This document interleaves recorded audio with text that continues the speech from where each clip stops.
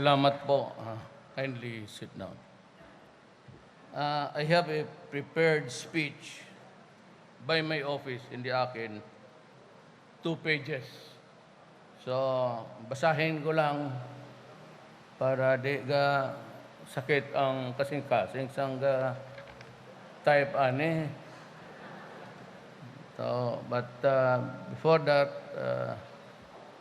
let me say my salutations, Presidential Advisor for Peace Process, Reconciliation and Unity Secretary Carlito Galvez, and the other members of the Cabinet. Presidential Advisor for Visayas, Michael Lloyd Dino. Senator Bongo.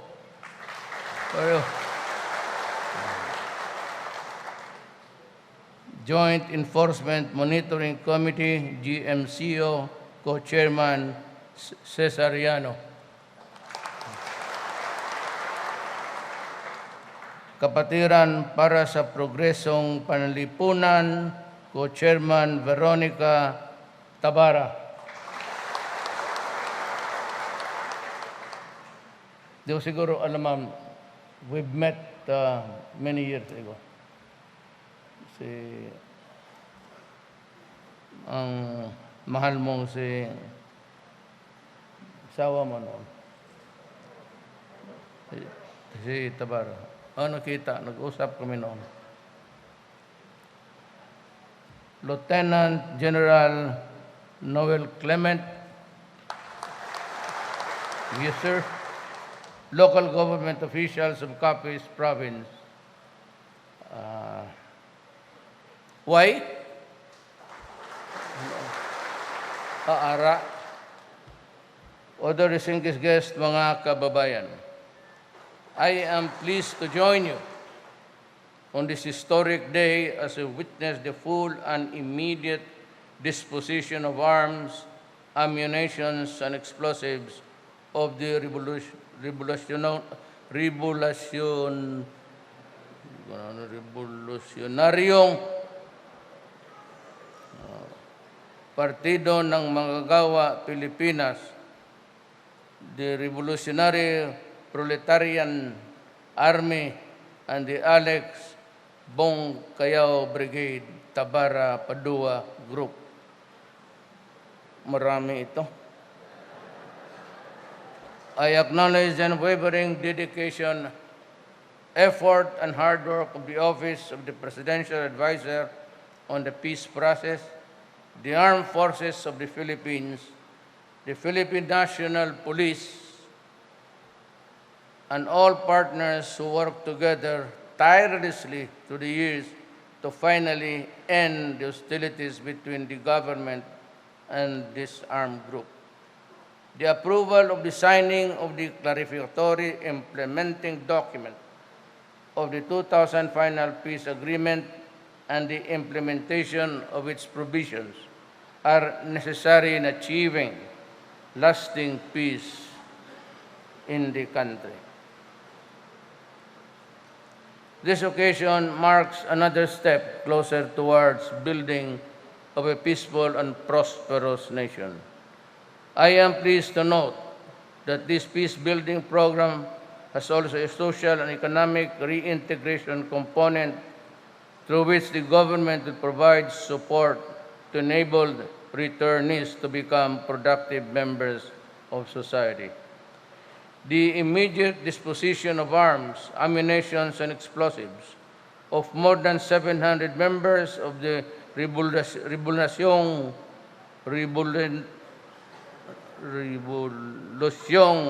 Proletarian Army. Hindi kasi ako rebelde kayo man yan. Almost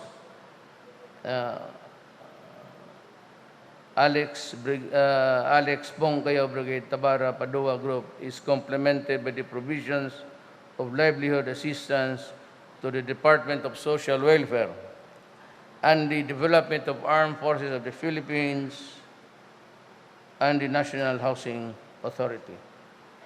They will receive a startup provision of shelter, through the NHA assistance, which have immediate transition program. I encourage all 227 returnees to take advantage of this opportunity to start anew and lead a productive life with your families and loved ones. Be assured of the government's full support for your reintegration to the mainstream of society. I urge all concerned parties to continue working together to ensure that the fruits of the years of peace negotiations will not go to waste.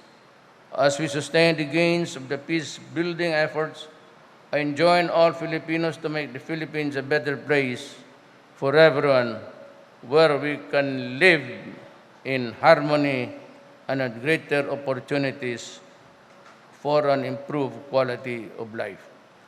Before saying my goodbyes, may I be allowed to share with you my thoughts about this aberration in our society. Alam mo, sa totoo lang, hindi naman kayo, ako, my father is from Cebu, though my mother is a half Maranao, because my grandfather was a Chinese. Ngayon, we were doing business in Cebu, Leyte, Becquereon. But maraming kompetensya Cebu at that time in the late 40s and 50s.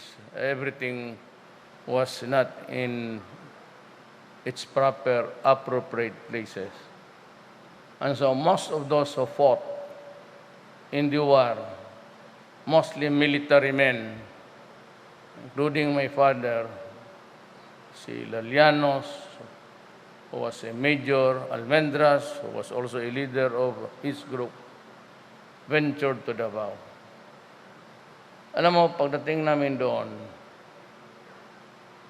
we found out na yung sloganeering ng mga Amerikano hindi pala totoo. Because they were there, they were the imperialists who came after the Spaniards and took over the country by subjugation. They wanted to exploit the richness of Mindanao, but they could not find Moro working for them. So, meron silang ginawa. They offered homesteads, yung mga cadastral lands noon. Sabi nila, go to Mindanao because it is the land of promise. But actually, kukunti lang yung naitabi nila para sa mga tao. At nagkaroon ang problema kagaya sa ibang lugar ang Davao. But it was not because of walang feudalismo. There was just a scrambling for the lands. Kaya karamihan yung mga Ilocano at mga Ilonggo pumunta ng Mindanao. Nagtrabaho.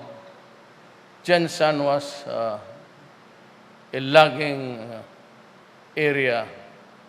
At yung mga kahoy nating magaganda nandoon na sa Amerika, sa mga bahay nila. As a matter of fact, if you go to a mansion there, and they would always tell us, this is Philippine mahogany.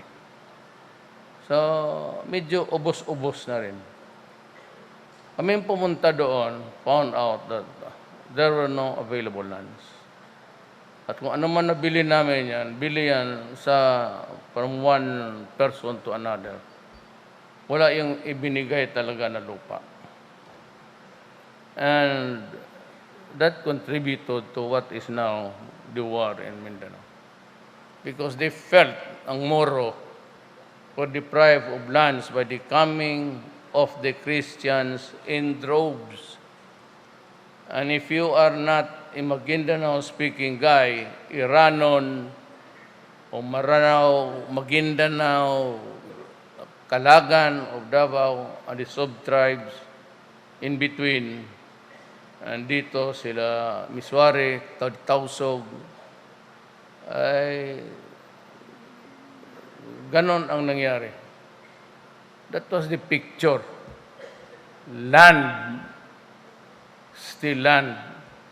But eventually, ang mga Ilocano, mas magdali nag-mingle sa mga Moro. So North Cotabato is at least fundamentally peaceful. Kasi nakisama yung mga Ilocano. Ang Ilocano kasi pagkalupa. Gaabot ng mga Ilonggo, ara diya sa norte, hindi marin magpalugi. After harvest, kunin yung harvest. After planting, Ilonggo sa imo ng why retreat, why surrender. Yung Ilonggo, kayong mga ditong Ilonggo, iba ang Ilonggo ng Mindanao, palaban yan. Talagang palaban. But they were able somehow to create a life there. And if you go to Jansan or dito sa Matalam, it's all, if it is not a Maguindanao dialect, it is really Ilonggo. And if you go to Jansan, the dialect in Jansan is Ilonggo. And they were there. Ang nauna kasi dito sa Davao City, yung mga Bulanon, because of the proximity. Isang gabi lang ang barko dyan, dadating ka na ng Cagayan. So, dyan nagdatingan ang Bulanon, Liteño, Cebuano. But by and large, ang Mindanao is a Cebuano-speaking island. Dito, at mabuti na lang nandito si Secretary Castriciones. I have to date, hindi lang ako nagsasama ng media,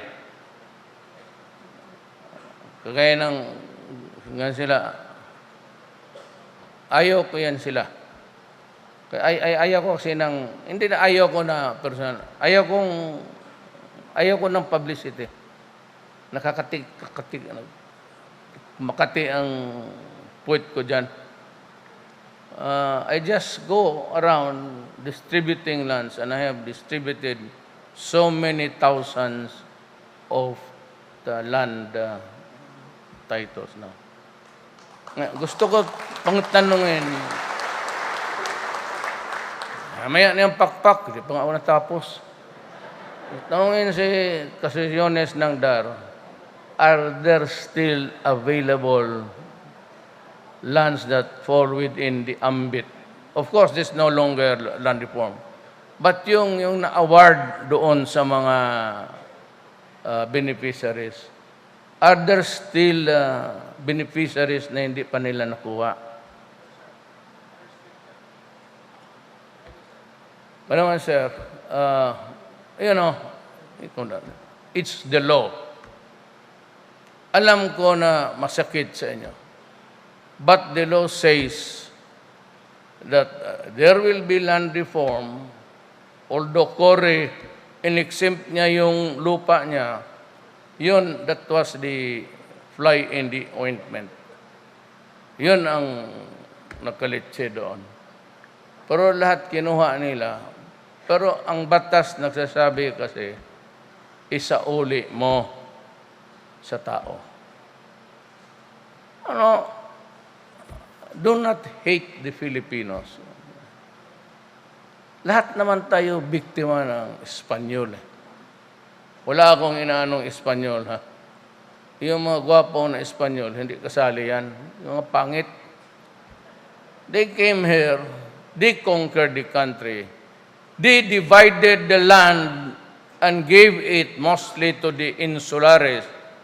Yun yung mga Espanyol na hindi na umuwi doon sa Espanya and awarded thousands upon thousands of lands. Yung friar lands. So for the longest time, kayong mga mayaman dito banda, basta may tubo. Do you know why? Alam mo kung bakit malakas ang tubo noon at maraming yumaman, nagbilyonaryo?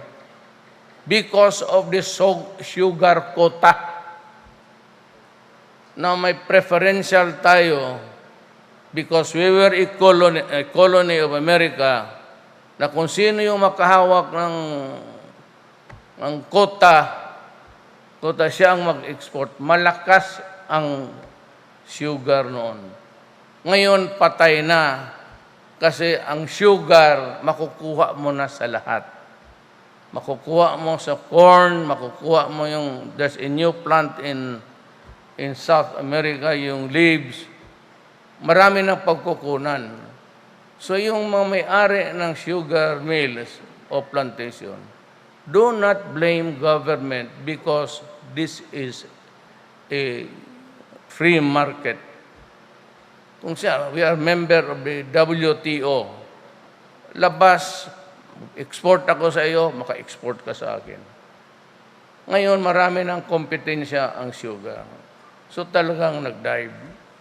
Pero ganun pa man, sabihin ko ngayon sa secretary, I will go by 2 years and so many months from now.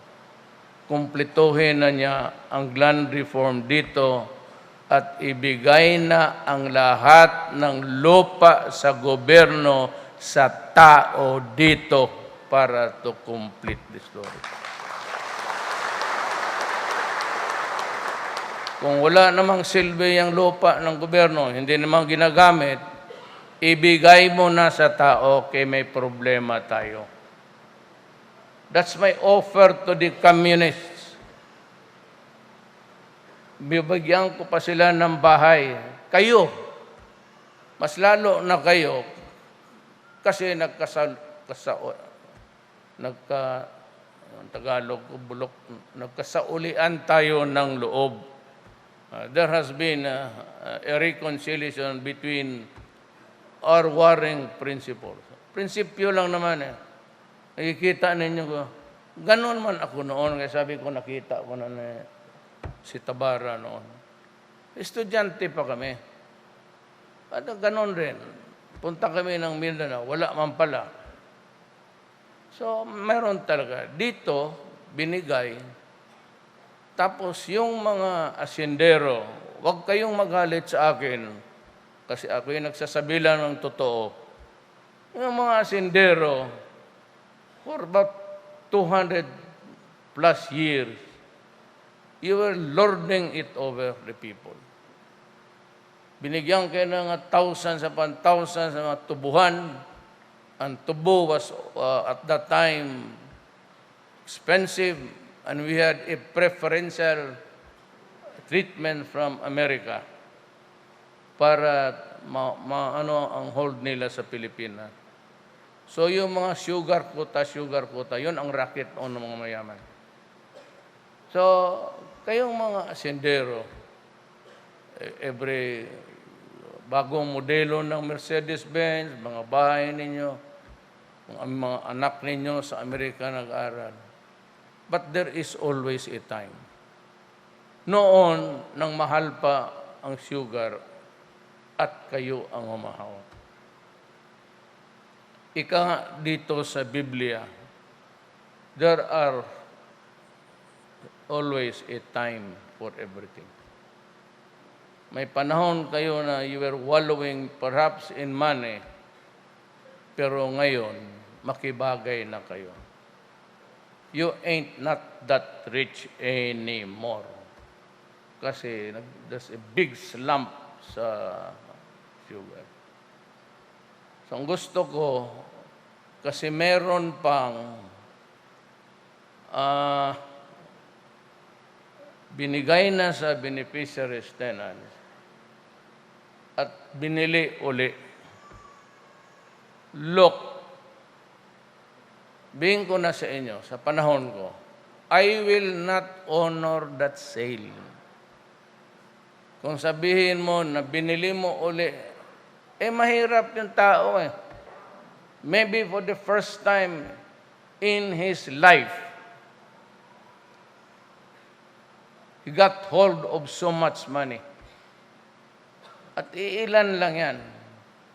And yet, when it is gone, dissipated, either intentionally o sa mga gastos sa buhay, wala silang mabalikan. If they would insist, because it is prohibited to buy itong mga lupa na binigay sa land reform at binili ninyo at gusto ninyong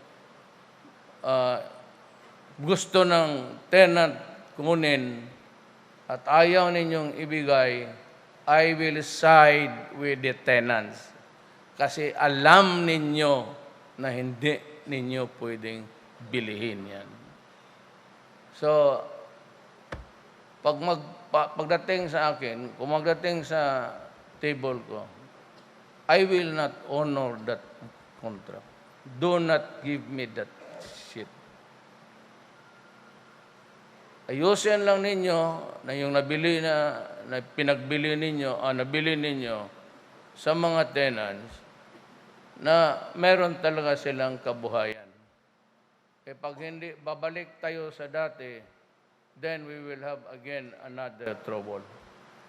The law has come up with a mechanism for you guys, kayong mga farmers, mga tenants, na mainyo, leave it that way. Gusto nyo tulungan yung kapwa-tao ninyo, pahiramin ninyo ng pera, o bilhin ninyo yung tubo nila. But for you to get the land back, I don't think that I will honor that kind of. Baliwala. Ang aking konsuelo lang dyan, hindi sabihin ko, bayaran mo lang. Pinagbili mo, ngayon wala ka ng pera, o sige, magtanim ka. And government can always provide assistance. Ako wala akong problema. Maubos ang pera sa gobyerno, mas mabuti. Sa tao, mas mabuti. Putang ina, ninanakaw lang rin yan eh. Kita ang sakit ng ulo ko. Corruption dito, corruption doon. But you might as well give it to the people. Yan mo na sinasabi ko sa cabinet members ko. Bigay natin lahat yan.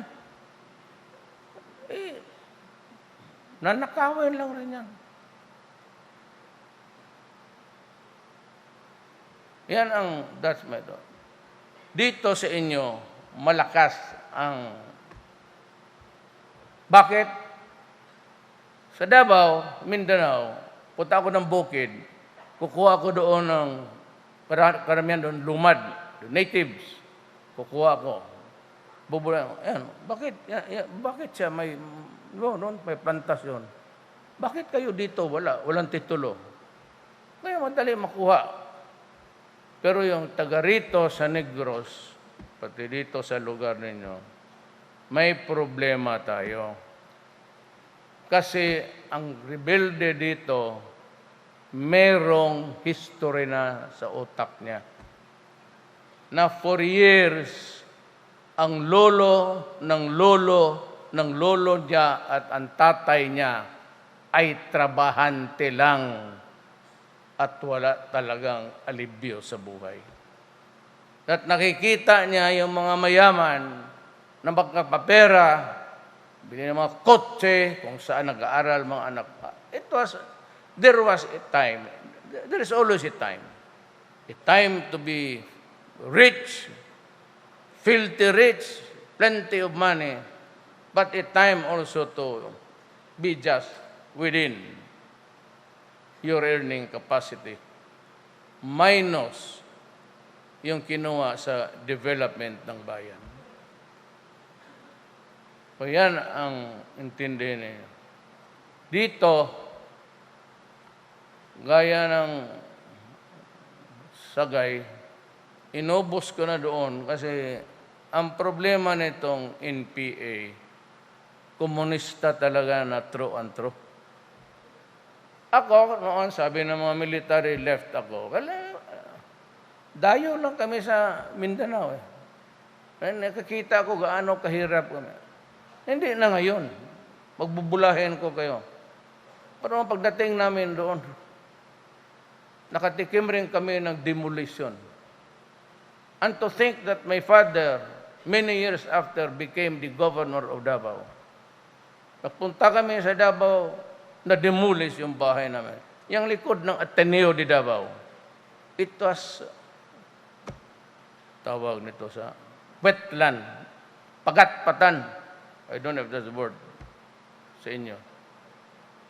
Tayo kami na kugon para pagkain sa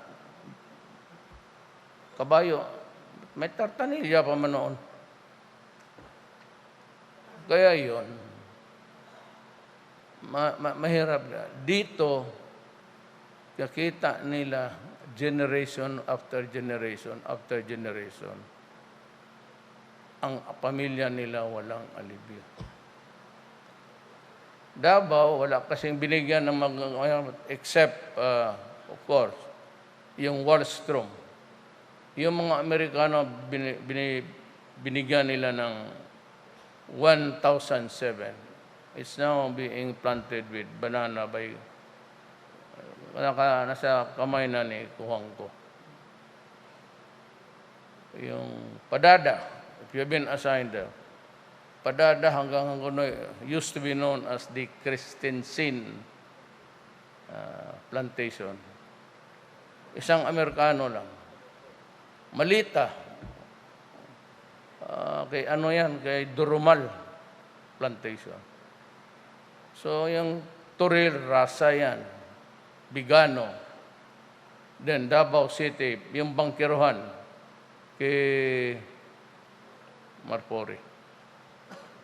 Ito yung mga tisoy. Sila may-ari. Then the Garcias. Yung downtown Davao. Yung the whole of Santa Ana, Garcia yan. Kaya lang na-expropriate ng gobyerno. So dito tayo mag-ano sa lupa lang. And never mind alam ko nagsakit loob ninyo kasi ilang taon nagdadala-dala kayo ng armas. Wala. Sinira pa doon. Do not worry. You are part of government. Magkasama na tayo ngayon. Kung ipitin kayo ng mga komunista, at if they really want trouble, I will give you a new firearm. Mas maganda pa dito. Ay, ang barili nyo, madumi na yan. Hindi na nga magkak yan. Wala na yan. Wala nang, when the bullet goes out of the barrel, may rifling yan, umiikot yan ng sarili niya. Bilis lang. Kaya hindi nawawala paski may hangin because it has its own momentum. Yan. Hindi na ka. Kaya target mo yung sundalo dyan, natamaan lang sa paa. Pero kung ito sila, ako ay warning, hindi kami. Ako, pag you begin to fuck with these guys, I'm going to arm them. Sirain ka, wala na yan. Bigyan ko yung armas kayo. Sumama na kayo sa gobyerno, di gobyerno na tayong lahat. We are now duty bound to protect you. And if you think that you are in danger, at natitignan ko that you are almost, kayo ang mamamatay, bigyan ko kayo ng bagong armas. O gusto ninyo, tangke de gira, marunong kayo. Marunong kayo mag-drive ng B-150? May 5 pa ako doon, bigay ko sa inyo. Helicopter, marunong kayo? Sino dyan marunong mag-helicopter? Kaya yan Sige, rebuild, wala palang helicopter. sama na tayo. At itong nasaad dito sa ano, I will honor it. I will honor it with my life. Pag ako nagbitaw ng salita sa publiko, pag sinabi kong patayin kita, papatayin talaga kita. Ngayon ang mga durugista, putang ina nila, sinisira ang bayan. You know, hindi lang ninyo alam, there are thousands upon thousands of socially dysfunctional family. Pag itong tatay nahulog sa droga, itong pamilya, ito bagsak na. So if you want, may kalaban ka, bigyan mo lang ng droga ang anak.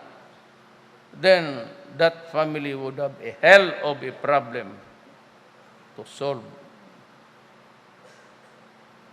Kaya itong droga, pagpatawarin talaga ninyo ako, at sinasabi ko, kaya si human rights, nakikinig man kayo, iwasan ninyo ang droga, puro tayo Pilipino, mahal natin ang bayan natin.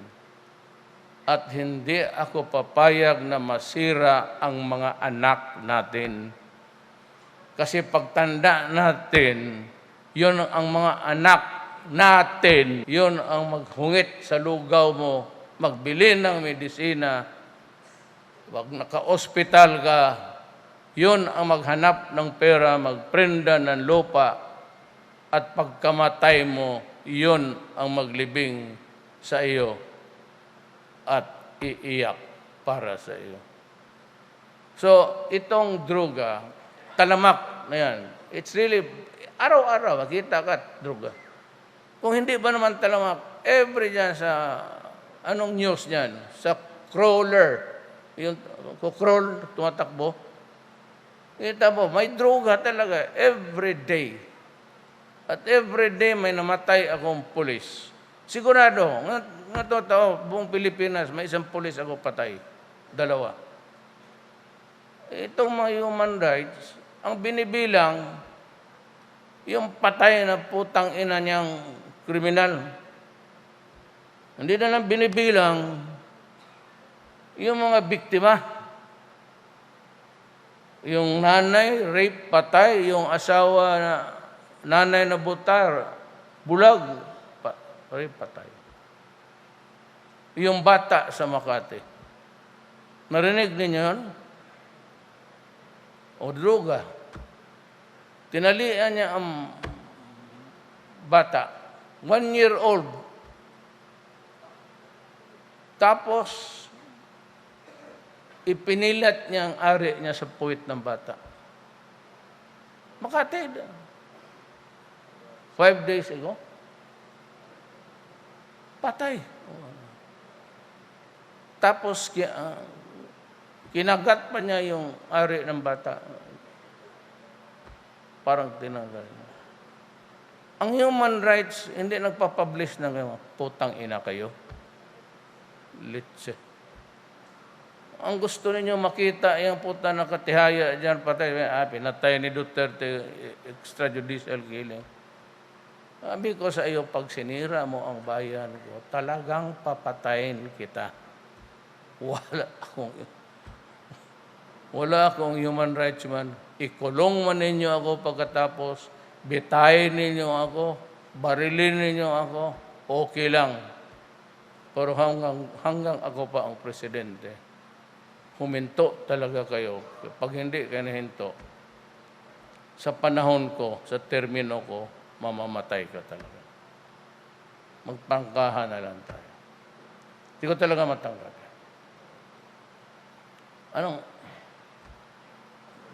Sa panahon ko, sabi nila, panahon ni Duterte, nagkalitsi-litsi ang bayan dahil sa droga.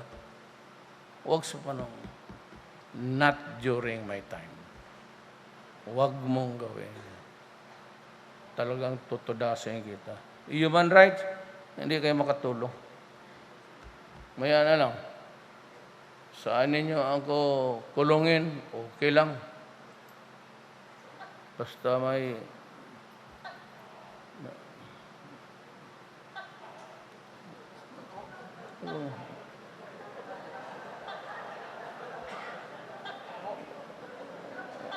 Linte nga taga Bacolod. Neng, guladala ka ng toko dito.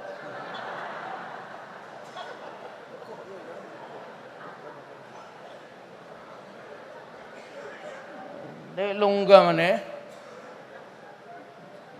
Ara mo tong pet mo na toko, dadala mo. Linti kang hasmin ka. So yun ang ano ko. Those are my thoughts on the matter. Wala kayong problema. Kung ano yung binisaya ka, kung anong gisaad na mo, ano yung pinangako namin, tutuparin ko yan. Hindi ako nagsasalita sa publiko. Hindi ako basta-basta nagsasalita sa publiko. Hindi ko, pag sinabi kong tutuparin ko yan. Pag sinabi kong patayin kita, patay ka talaga. Huwag mong lukuhin ang bayan ko. Huwag mong sirain ang bayan ko. Saka kayong mga NPA, mag-isipan ninyo mabuti. You cannot keep on destroying the country. 53 years of violence. Hindi naman kayo nakahawak ng isang syudad. Tapos yung kanyang mga membro ninyo, may ma-interview ako sa Davao, hindi na nakakita ng pamilya for 10, 11, 12 years. Yung iba namatay na lang. Kaya yung mga NPA, alam ninyo yan? Nililibing ka lang dyan sa gubat. At ang mga pamilyang iniwan ninyo, lalaki na walang tatay ng nanay. Ganyan ba ang buhay? Is that, ganon ba talaga ang tingin ninyo? Ganon kadali? You know, itong civilization, lumaki ito, lumubo. Pero it was not a product from the first President Truhasangan. It was not because of the so many rebellions perpetrated against government. It did not come about because of a revolution. It came about dahan-dahan lang, nag-evolve tayo. It is always a product of evolution. Well, hindi na uso kasi yung ano. Kaya lang dapat ang gobyerno, titignan mo na, look back. Tignan mo sa likod. Hindi ako nagyabang. Yung Boracay, napakalini. Nagkakampanya ako. Nagdaan ako dito, hindi man niya ako pinansin. So, diretso na lang ako. Wala man, sige ako babay, wala man nagtawa. Bantay lang tayo. Diretso na ako. Wala, Boracay, ang baho. Pinalinis ko. Sabi ko kay Secretary Anyo, pati Secretary si Mato, ayusin nga ninyo yung Boracay. Kinabukasan, yan ang cabinet military. Ura mismo. Pag kinabukasan, lupad si Roy doon. Covered kagad ng media. Paglabas ng newspaper kinabukasan, nandiyan na si Simato, nagpapatrol na sa tabing dagat. Pero yung mata niya, kasi close up yung tingin, nakatingin yung mata niya, close up yung camera, nakatingin doon sa dalawang babaeng puti na kabikini. Sabi ko, General Simato, puro may nila general, ang utos ko sa iyo, linisin mo ang dumi. Huwag mong linisin yung mga babae doon. Hindi kasali yun sa Monday. Pero look at Boracay. No? Tapos paayos ni Duterte kasi ibigay niya sa mga gambling. No? Putang enak, sabi ko, maghintol. Hintay kayo. O pagkatapos, yung likod ng beach ng Boracay, sabi ko kay Secretary Castiñones, ilan reform mo? Ibigay mo doon sa Italag. Kaya may lupa niya sa likod ng Boracay. Ang may-ari niyan, puro itak. Niland reform ko, binigay ko. Kasi marami nang gustong pa, maglagay daw ng mga parang subdivision na cottages. Tama na kayo. Ayun, nag-aagawan. Hindi ako nagpapahiro, ha? Hindi na ako tatakbo. Hindi na rin ako makatakbo. Wala, zero na ako. Hindi na makalabas ng bahay. Kaya lahat ng ginanong ko dito, puta na baka magganti. Yung mabilog na yon, ay, yung mayor ng Iloilo, lintik nga. Tapos tatanong siya kay Bong, Bong, galit ba si mayor sa... Sabi ko, Bong, sabihin mo sa kanya, siya ang isunod ko. Sumibat. Kung hindi uli ka kasalanan, bakit yung... Yung mga barangay captain, mga municipal mayor, do not do that. Baski anong bagay, istorya, bibigay ako. If it's good for the country and your place, I will go about my... Baka ako naging presidente, wala akong... Lahat kayo equally. Pati yung dito sa... Of course, I can understand Ilonggo kayo. Of course, you went for Mar. Kasi ang Cebu, Bisaya, went for me. Ang Muslim area, nag-landslide ako because of my lola. I do not, paghati ng budget ngayon, hati talaga.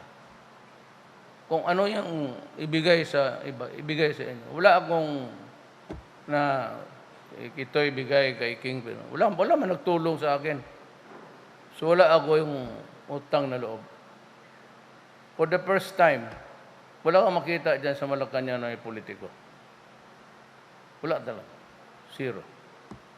At wala magtawag sa akin na ilipat mo si, ayaw namin itong chief of police kasi istrikto. Hindi ako pumapayag ng gano'n.